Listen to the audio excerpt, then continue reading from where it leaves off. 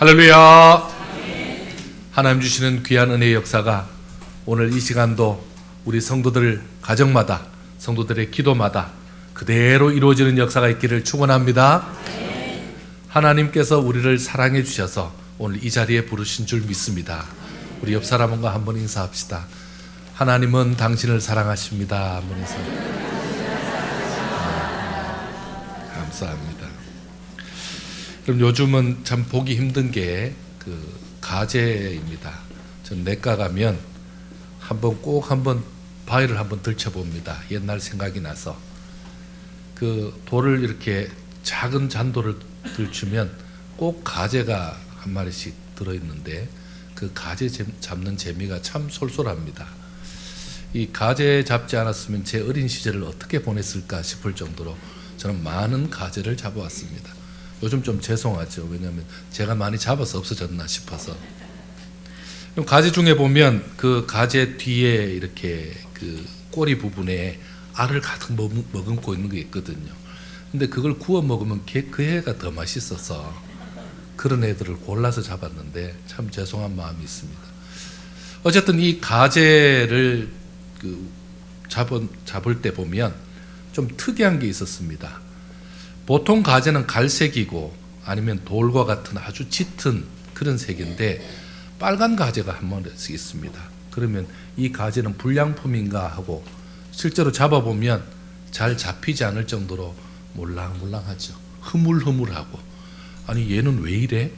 얘는 왜 이렇지? 근데 작은 것도 아닙니다. 크기가 큰데 그래서 가만히 보면 옆에 허물을 벗어났습니다. 그 허물에 그 가재의 모습이 그대로 있는 껍질이 있는 겁니다. 그 껍질이 있는 거죠. 지금 그 가재가 왜 그렇게 껍질을 벗겨놓고 지 몸만 밖에 나와 있을까요? 사실 그때가 제일 위험합니다. 다른 물고기들이 공격을 해도 얘가 반응이 안 되죠. 그리고는요, 다른 어떤 큰 고기가 와서 먹으면 그냥 잡아먹히게. 왜냐하면 우리 그 껍데기 포장지 잘 벗겨놓은 우리 뭐라 그러죠? 그거 먹는 거 있잖아요. 아주 맛있는 무슨 과자 먹는 것 같은 그런 느낌이잖아요. 이것은 이런 위험한 일을 왜 하고 있는 거죠? 나중에 알고 보니까 걔가 허물을 벗고 껍질을 벗고 나오지 않으면 그곳에서 갇혀 죽는답니다. 왜요? 성장해야 되는데 어느 정도 컸는데 그 껍질은 성장하지 않으니까 그 속에서 죽지 않으려고 허물을 벗고 그리고 조금만 있으면 다시 껍질이 단단해지면서 원래 가재가 더 큰 가재가 되는 겁니다. 그런 과정이 필요하답니다. 그걸 보다 보니까 또 하나 있더라고요. 매미도 그렇더라고요. 매미가 열심히 땅 밑에서 7년 이상을 산다잖아요. 그렇게 열심히 군뱅이로 살다가 어느 날 올라와서 드디어 여름나절에 올라와서 그 매미 잡으려고 보면 딱 잡아보면 껍질입니다. 보면 그 매미가 껍질에서 나와서 딴 데 있습니다. 근데 또 가만히 보면 마치 매미에게 물을 뿌려놓은 것 같이 금방 머리 감고 나온 매미처럼 그렇게 젖어 있는 경우도 있습니다. 그 매미는 가까이 가도 날지도 못합니다. 그런데 조금만 더 놔두면 그 매미가 그 모든 젖은 것도 다 마르면서 날개가 바로 서고 그리고 날아가서 그 여름을 참 매우 너무나 다채롭게 만드는 매미 소리를 내는 그 매미가 되는 겁니다. 그런데 매미가 허물을 벗었을 때 그때도 위험합니다. 새들이 그걸 노리거든요. 그 위험함을 극복하지 않으면 매미가 되지 못하기 때문에 그렇게 합니다. 여러분들은 허물 벗습니까? 여러분들은 껍질을 벗습니까? 우리는 다행히 그러지는 않죠. 하지만 우리 신앙인들에게도 이런 단계가 필요한 것 같습니다. 껍질 속에 갇혀서 그곳에서만 자꾸 불리면 나중에 껍질에 갇혀 죽잖아요. 그래서 오히려 그 껍질을 탈피하고 일어서는 그런 성장이 우리에게 필요합니다. 여러분, 허물 벗는 게 쉬울까요? 껍질 벗는 게 쉬울까요? 쉽지 않지만 살기 위해서는 해야 되는 일, 오늘 그 일을 다루려고 합니다. 그것을 신앙 성장이라 이렇게 표현하고 있습니다. 여러분, 성장하는 게 쉬울까요? 성장이 쉽지 않습니다. 여러분, 아이들이 성장하려고 얼마나 고통스러운지 아시죠? 아이들이 성장통을 겪습니다. 자꾸 아프다 그럽니다. 무릎도 아프다 그러고 팔도 아프다 그러고 아프다 그럽니다. 성장통이죠. 그걸로 끝이 아니죠. 청소년이 되면요, 성장통을 마음으로 겪습니다. 참 힘든 시간을 겪습니다. 아우, 저렇게 힘들어야 되나 할 정도로 그렇게 힘든 시간을 보냅니다. 그래서 몸과 마음이 단단해진 어른이 되잖아요. 그것처럼 신앙에는 반드시 성장이 필요합니다. 여러분, 그런 의미에서 오늘 이 설교가 끝난 다음에 우리가 좀 많이 성장했으면 좋겠습니다. 그리고 성장한 모습이, 아니면 나도 성장해야 되겠다는 그 의지가 우리에게 가득했으면 좋겠습니다. 여러분, 그런 의미로 옆 사람하고 한번 인사해 봅시다. 이렇게 인사합시다. 이참에 한번 성장합시다. 한번. 여러분, 고린도 교회는 바울이 2차 선교 여행 때 세운 참 특별한 교회입니다. 그리고 이 고린도 전서 자체가 바울이 에베소에 머물면서 고린도 교인들을 향해서 편지를 보낸 겁니다. 근데 이 편지 내용에 보면 곳곳에 참 바울이 듣고 싶지 않은 얘기가 있습니다. 분쟁이 생겼다는 얘기가 자꾸 들립니다. 분쟁이 생겼다. 지금 교회가 시끄럽다. 교회가 지금 뭐 이 사람 저 사람의 그 말로 인해서 혼란스럽다라는 얘기가 들립니다.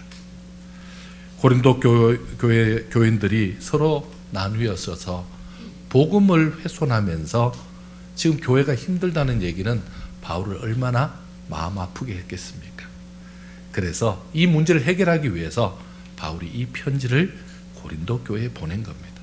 근데 여기 편지 보내면서 참 예민한 문제를 다루면서 좀 성도들을 좀 자극하는 얘기가 있습니다. 그 얘기는 그리스도 안에서 내가 너희를 어린아이 같이 대한다라는 표현입니다. 여러분, 이 표현의 어린아이, 그 어린아이는 누구를 말하는 겁니까? 지금 이 교인들을 말하고 있습니다.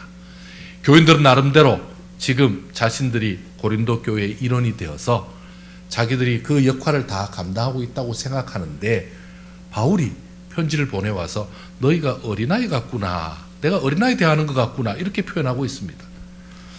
여러분, 이것은 고린도 교회 성도들을 어린아이 취급하고 있고 매우 유치하게 생각하고 있고 어떻게 보면 좀 하수로 보고 있는 듯한 그런 상당히 좀 보기에 따라서 기분 나쁜 얘기입니다. 한마디로 미성숙하고 도저히 그냥 넘어갈 수 없어서 내가 어린아이 같은 너희들에게 내가 야단 좀 쳐야 되겠다, 이런 말입니다. 그러니 이 편지를 받는 사람들이 참 이 편지를 보면서 유쾌하지는 않았을 것입니다. 어떻게 보면 좀 많이 좀 야속하거나 이게 뭐지 하고 좀 충격을 받았을 수도 있습니다. 그렇다면 고린도 교인들의 무슨 모습, 어떤 모습이 바울에게 유치하게 보였을까요? 어린애처럼 보였을까요? 또 그런 모습이 혹시 우리에게는 없는지 한번 확인해 보면 좋을 것 같습니다. 자, 바울이 고린도 교회 성도들에게 내가 어린아이 같이 대한다라고 말하는 것은 분명히 신앙이 있음에도 불구하고 신앙이 성장하지 않고 제자리 걸음을 하고 있는 사람을 지금 말하고 있는 겁니다. 여러분, 아이가 한참 잘 크다가 동생이 생기면 아이가 갑자기 애기짓을 하는 경우가 있죠. 동생이 하는 대로 갑자기 안 빨던 엄마 젖을 빨라 그러고 엄마 안아달라 그러고 이러죠. 어떻게 보면 동생 참 좋겠다, 나도 쟤처럼 하는 게 좋겠다 해서 사랑받으려고 하는 행동이지만 약간의 퇴보 현상이죠. 지금 현재 그런 모습, 지금 그 모습이 보이고 있다라는 겁니다. 교회 안에서 말씀 훈련 받고 신앙 훈련 받아서 점점 성장해야 되고, 그리고 받은 복음을 또 다른 사람에게 전해야 될 그 사람들이 지금 여전히 성장을 멈춘 채 예전의 젖먹이 생활로 돌아가겠다라는 그런 자세가 보인 것입니다. 그러니까 이 어린아이 같은 사람들은 드디어 이제 어린아이 같은 짓을 하기 시작합니다. 교회에서 뭐 하는 겁니까? 시기와 분쟁을 일으킵니다. 그럼 시기하고 분쟁하는 것은 뭐죠? 내가 가진 것보다 저 친구가 가진 게 더 좋아요. 그리고 내가 가지지 못한 거 너는 가지고. 그럼 그것을 좀 더 성숙하다면 나도 배우려고 할 텐데 그게 아니고 어린아이 같으니까 그저 빼앗으려고 그러고 시기하려고 그러고 그러면서 자꾸만 분쟁하는 거죠. 그러면 사람이 사이가 서로 불편하다는 게 뭐죠? 무엇인가 심사가 틀어지면 하는 모든 일이 불편하게 보이죠. 그걸 조금 어떻게 보면 다르게 좋게 못 보는 거죠. 이게 시기와 분쟁 같은 거기서부터 어린아이 같은 심정에서부터 시작되니까 이게 걷잡을 수 없습니다. 원인을 찾을 수가 없습니다. 원인이 뭐냐? 라고 물으면 그냥 나는 딱 보면 기분 나빠요. 나는 그 사람 만나는 순간 은혜가 안 돼요. 이렇게만 얘기하니 해결이 잘 안 됩니다. 그러므로 바울은 아직도 고린도 교인을 어린아이처럼 대할 수밖에 없다라고 말합니다. 여러분 떼 쓰는 어린아이에게 물어보십시오. 너가 왜 때를 쓰는지 육하원칙으로 얘기해봐. 이렇게 말하면 애들이 예 제가 언제 어디서 뭐 이렇게 말합니까? 그냥 때를 쓰는 것뿐입니다. 그게 어린아이죠. 고린도 교회 교인들이 세 종류의 교인이 있다라고 바울이 이 본문에서 열거하고 있습니다. 먼저 첫 번째는 육에 속한 사람입니다. 육에 속한 사람. 육에 속한 사람은 이렇게 표현합니다. 하나님의 성령의 일들을 받지 않는 자. 자, 몸은 교회에 있습니다. 그렇지만 성령의 일, 하나님의 일, 영적인 일에 대해서는 도통 관심이 없는 자입니다. 그리고는요, 심지어는 성령께서 하시는 일에 대해서 인정을 하지 않을 뿐만 아니라 무시하거나 아니면요, 그것을 너무 쉽게 생각하는 겁니다. 왜? 나는 성령에 대해서 관심도 없을 뿐만 아니라 받은 경험도 없고 그리고 성령에 대해서 나는 은혜 받은 기회도 없기 때문에 그것에 대해서 무지한 겁니다. 여러분 이것은 성령 자체를 어리석고 무지한 일로 미련한 일로 그렇게까지 보고 있기 때문에 다른 사람들이 성령의 역사를 얘기하거나 성령의 일들을 할 때 그것에 대해서 좋은 마음으로 보는 것이 아니고 오히려 비웃고 함부로 판단하는 것입니다. 육에 속한 자들은 전혀 영적인 분별력이 없죠. 그러니 영적인 분별력이 없기 때문에 영적으로 하는 그 모든 일에 대해서는 힘들어합니다. 그리고 왜 하는지 잘 모릅니다. 여러분 교회는 영적인 단체입니다. 교회는 영적인 일이 이루어지는 곳입니다. 여러분 지금 이 예배도 영적인 것입니다. 여러분 이것이 그냥 강연이 아니잖아요. 모임이 아니잖아요. 그냥 가르침이 아니거든요. 지금 이게 뭡니까? 예배라는 영적인 일입니다. 그 예배라는 영적인 일 속에 찬송이 있고 기도가 있고 하나님의 그 은혜라는 우리가 받아가는데 눈에 보이지 않는 그런 놀라운 것이 있습니다. 그런데 이것을 여러분 그냥 육의 사람이 보았을 때는 어떡하죠? 아니 교회는 가는데 내가 헌금을 해서 내가 돈을 주고 가는데 난 받은 게 뭐지? 이렇게 되는 겁니다. 간단하죠? 아니 나는 열심히 시간을 투자했는데 난 받은 게 없네? 이렇게 되는 거죠. 그게 육의 사람입니다. 정글북이라는 책을 쓴 러디어드 키플링이라는 사람이 있습니다. 소설입니다. 인도 어느 정글에 그 모글리라는 그야말로 그 늑대 소년 같이 자라는 그 친구가 있습니다. 나중에 동물들하고 잘 지내죠. 왜냐하면 지도 동물인 줄 아니까. 그러다가 나중에 인간 세상으로 돌아온다라는 그런 소설입니다. 이 모글리는 친구도 많이 있죠. 뭐 곰도 있고 그리고 자기를 대적하는 그런 짐승들도 많이 있잖아요. 근데 여러분 이 모글리가 이 늑대 소년 같은 이 모글리는 사람입니까? 짐승입니까? 그럼 사람입니까? 짐승입니까? 사람입니다. 그런데 아직 사람답지 않은 사람이죠.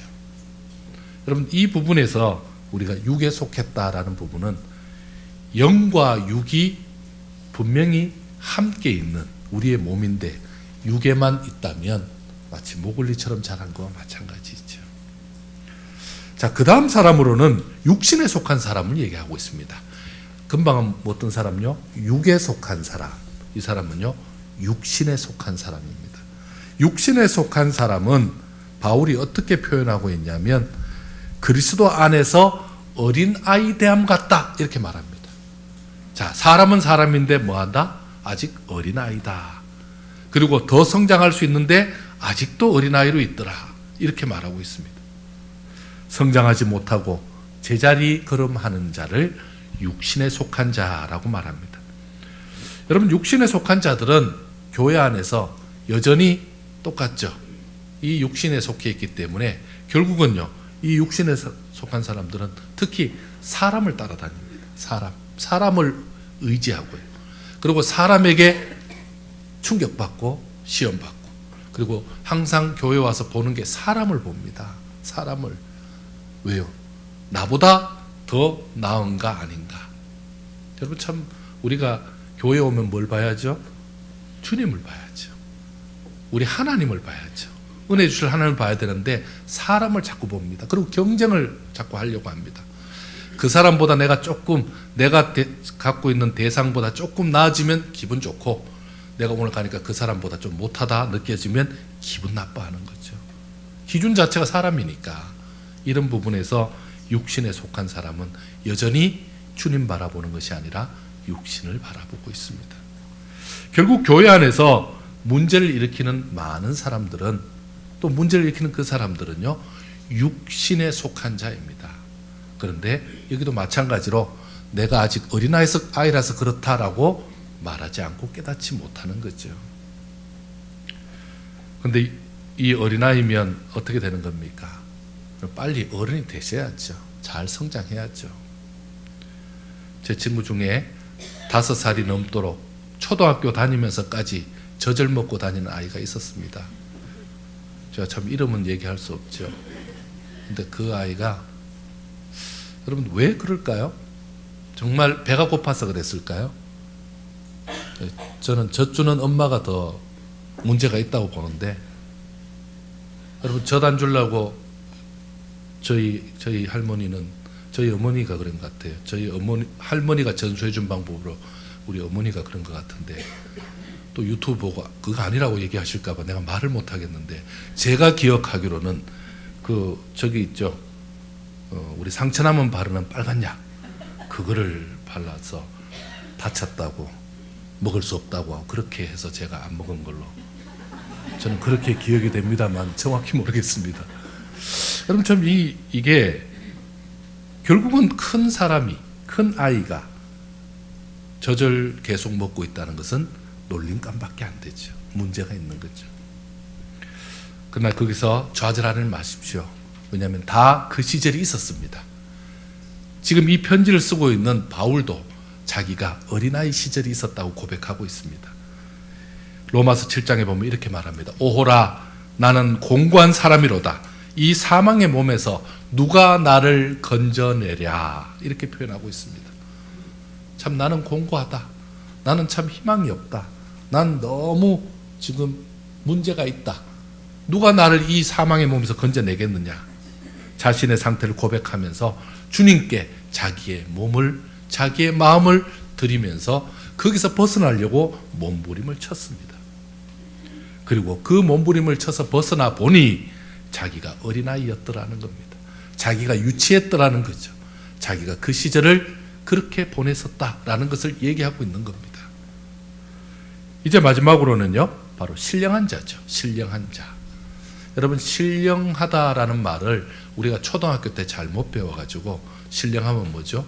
이렇게 흰 수염 달고 하얀 도복 입고 지팡이 들고 펑 하는 그거 신령, 그게 신령이 아닙니다. 이 신령이라는 것은 영적인 사람이다라는 말입니다. 여러분, 영적인 사람이라고 해서 뭐 기도가 특별하고 그 다음에 뭐 예언을 하고 이런 거, 그걸 얘기하는 것도 아닙니다. 영적인 사람이라는 것은 마음에 그리스도의 마음을 품고 있는 사람입니다. 세상을 바라볼 때나 그리고 어떤 판단할 때 항상 그리스도의 마음이 내 마음보다 앞장서 있는 사람을 바로 영적인 사람이라 그렇게 말합니다. 여러분, 영적인 사람이 외모로 보이는 게 아닙니다.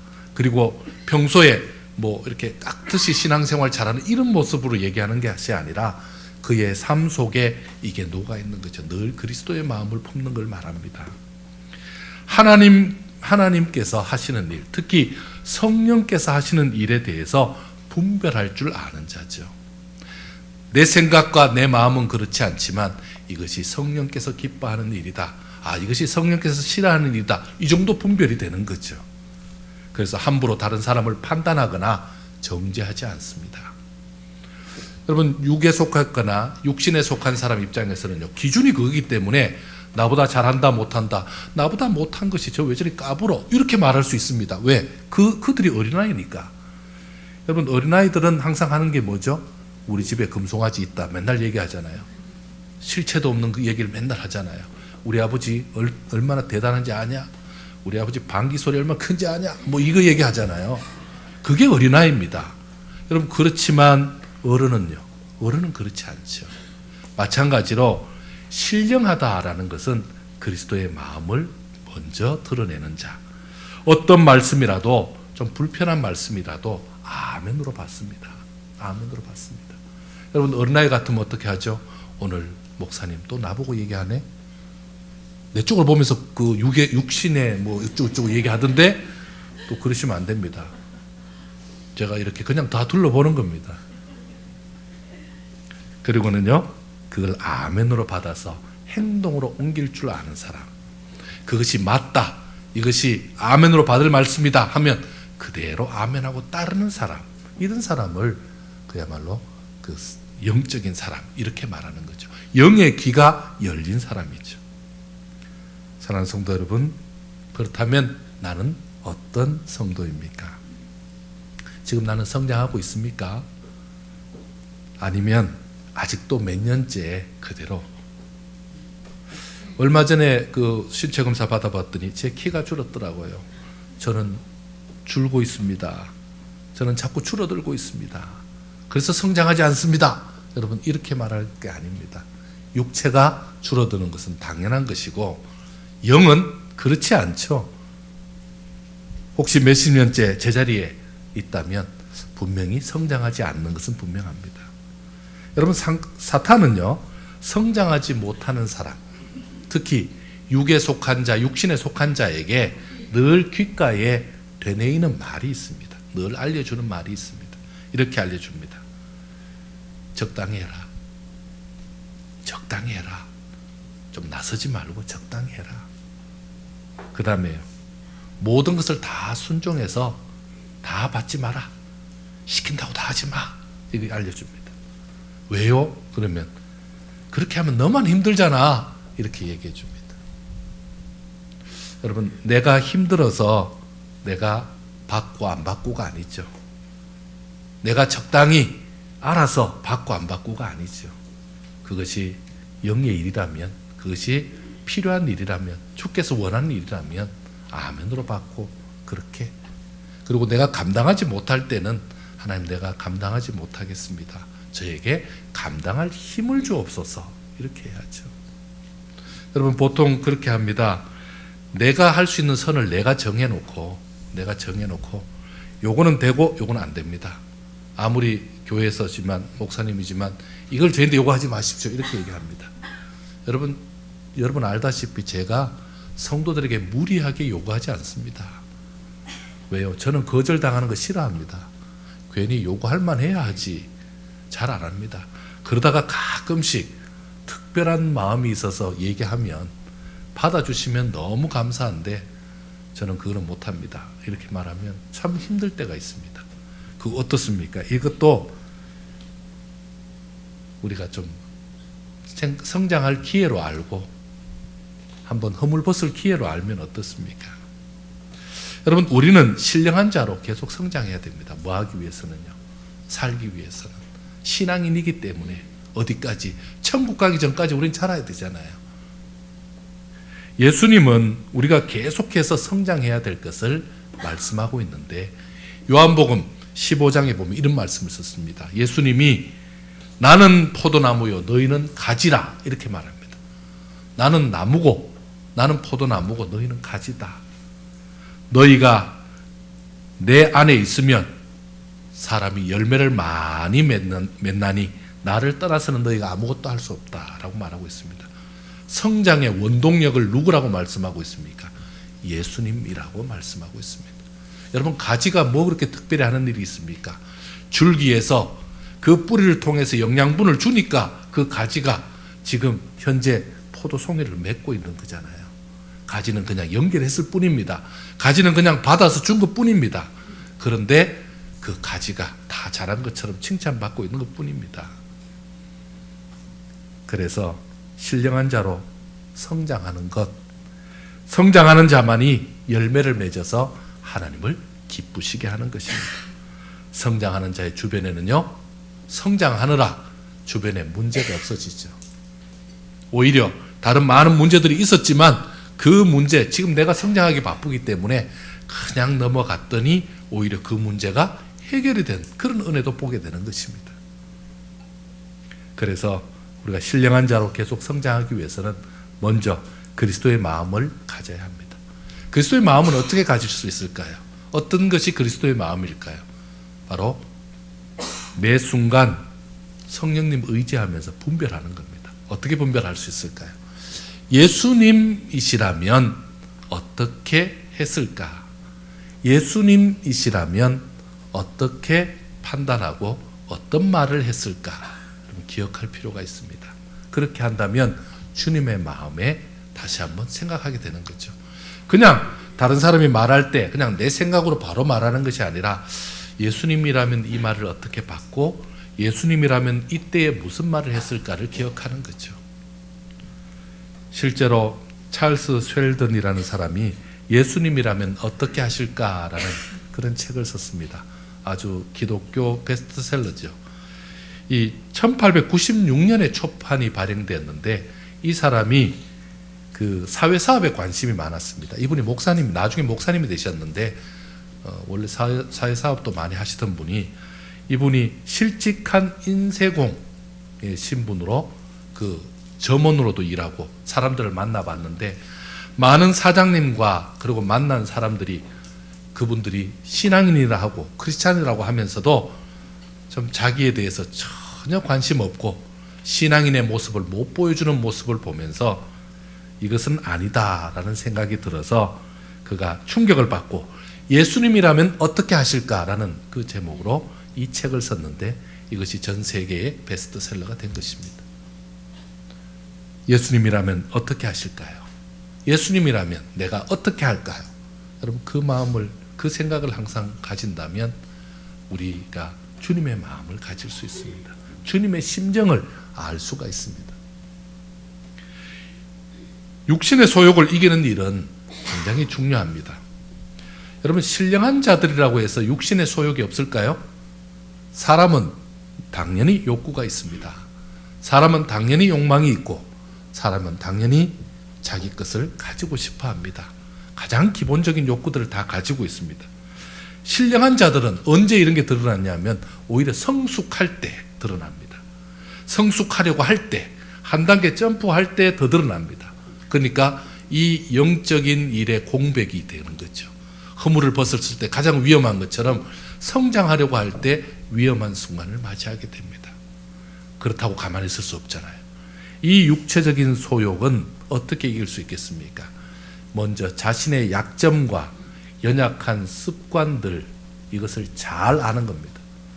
여러분, 제가 자주 얘기합니다. 자기의 가장 약점은 자기가 잘 압니다. 약점이 많은 것 같은데 많은 게 문제가 아니고 그 중에 제일 큰 약점만 생각하면 됩니다.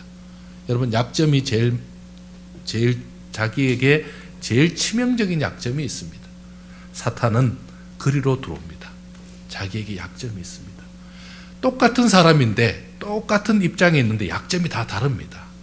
그러니까 그 약점을 사탄은 공격하는데 결국은요, 그 약점에 지면 결국은 신앙 성장이 어렵습니다.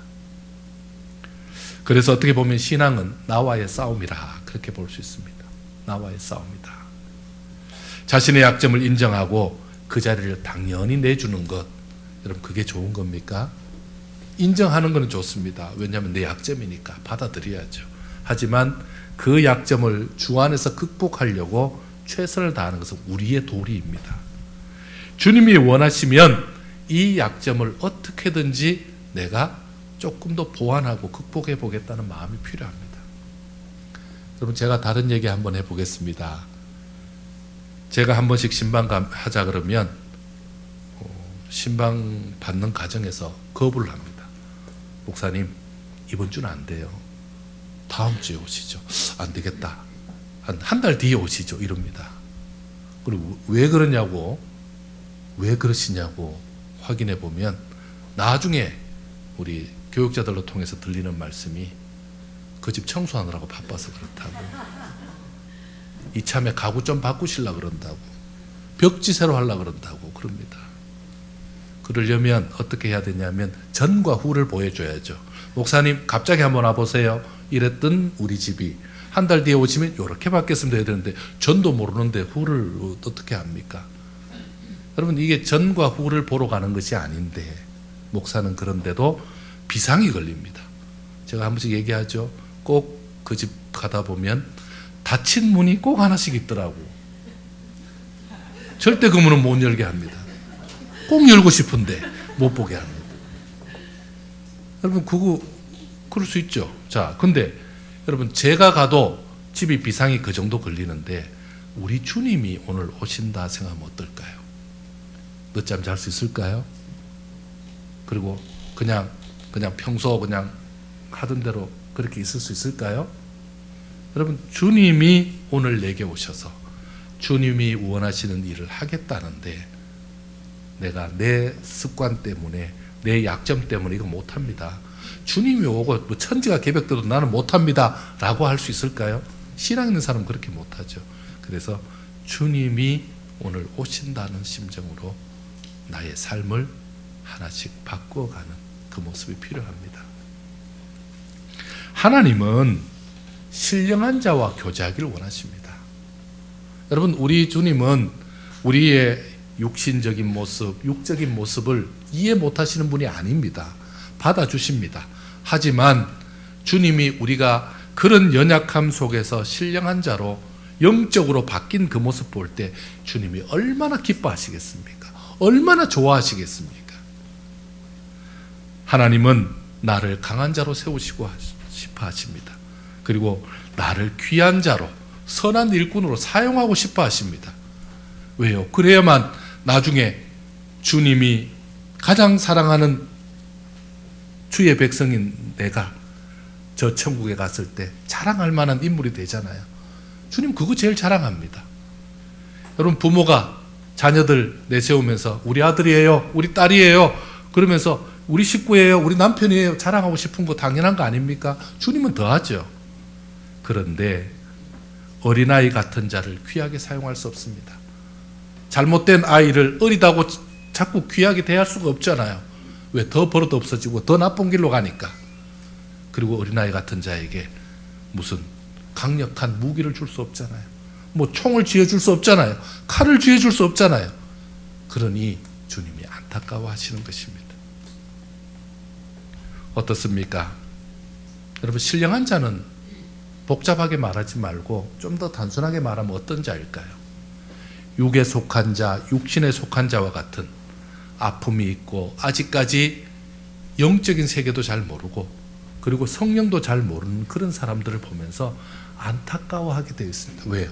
바울처럼 나도 저랬었는데 얼마나 안타깝겠어. 내가 도와줘야지. 위에서 기도하게 되죠. 실제로 아프고 실제로 어려움이 있을 때 가서 보듬어주고 싶죠. 가서 도와주고 싶죠. 어떻게든지 힘이 돼주고 싶죠. 여러분 그게 벌써 신령한 자입니다. 그리고는요, 누가 지금 밥을 안 먹고 있어요. 밥을 안 먹고 있어요. 삐져가지고 구석에 앉아 있어요. 그러면요, 그 어떻게든지 아이를 밥을 먹이려고 어떻게든지 그 어린아이 같은 사람에게 밥을 챙겨주려고 도시락에도 싸가고 아니면요 점심때 먹던 밥 좀 챙겨놨다가 나중에 마음 좀 누그러지면 챙겨주려고 하는 그 마음이 있는 사람이 바로 성숙한 자 아니겠습니까? 저는 지금 여러분에게 더 많이 기도하자는 얘기를 하고 있는 것이 아닙니다. 더 신령한 사람 되자고 어디 기도원 가자고 하는 말이 아닙니다. 우리가 영적이라는 말은, 신령하다는 말은 주님의 마음을 가지고 다른 연약한 성도들을 돌아보는 겁니다. 주님의 마음 가지면요, 어떤 사람이 믿음이 성장해서 잘 크고 있으면 박수치죠. 너무 잘 됐다고, 너무 고맙다고, 너무 기쁘다고. 그러나 육적인 마음은 어떻습니까? 지만 잘해? 왜 저래? 이렇게 되는 겁니다. 육신과 육에 속해 있는 자들이 더 성장한 것을 기뻐하고 더 하나님 앞에 감사하는 자 되길 원합니다. 여러분, 이것도 우리가 버릇이고 훈련입니다. 습관입니다. 그런 차원에서 우리는 단단한 음식을 먹는 신앙인이 되어야 됩니다. 여러분, 지금도 제가 좀 단단한 말씀을 먹이고 있는데 어떻게 소화가 되십니까? 제가 오늘 좀 이렇게 껍질 좀 벗어보자고 지금 말하고 있는데 지금 어떻게 껍질이 좀 벗겨집니까? 여러분, 껍질 벗는 거 쉽지 않습니다. 제가 요즘 50견이 있는데 이 50견이 왜 이렇게 오래 가는지 모르겠습니다. 제가 옷 입는 거 쉽지 않더라고요. 옷 벗는 것도 쉽지 않고. 그래서 제가 우리 주사님 옆에 좀 도와달라 그럴 때도 있습니다. 여러분, 이 50견이 좀 힘듭니다. 근데 껍질 어떻게 벗겠습니까? 쉽지 않죠. 그러나 어떻게 해야 됩니까? 벗어야 됩니다. 벗지 않으면, 껍질을 벗지 않으면 내가 그 속에 갇혀서 죽습니다. 우리는 부단히 벗어야 됩니다. 그리고 부단히 성숙해야 됩니다. 부단히 성장해야 됩니다. 오늘 힘들지만 주님이 기뻐하는 길로, 또 주께서 가장 원하시는 그 길로 나아가면 주님을 기쁘시게 하고 주님의 마음으로 더 많은 사람을 잘 섬김으로 우리 주께 인정받는 사람 되리라, 그렇게 기대합니다. 저와 여러분이 그 길로 가기를 축원합니다. 기도하겠습니다.